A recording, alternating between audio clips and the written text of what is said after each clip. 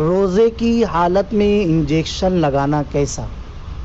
فتاوی فیض الرسول میں ہے، تحقیق یہ ہے کہ انجیکشن سے روزہ نہیں ٹوٹتا، چاہے رگ میں لگایا جائے چاہے گوشت میں۔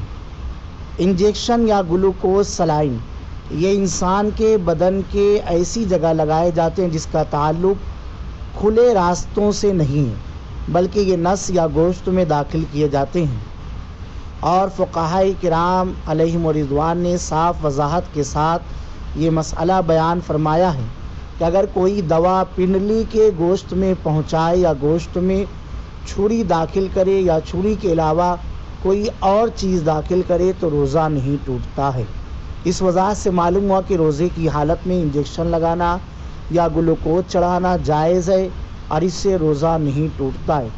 البتہ تقویت کی خاطر یعنی صحت مندی کی خاطر، جسم میں طاقت و قوت باقی رہے، جان بوجھ کر بغیر کسی دوا اور بیماری کے انجیکشن لگانا یا گلوکوز چڑھوانا یہ مکروہ ہے۔ مزید تفصیل ڈسکرپشن میں واٹس ایپ نمبر ہے، وہاں سے معلوم کر سکتے ہیں۔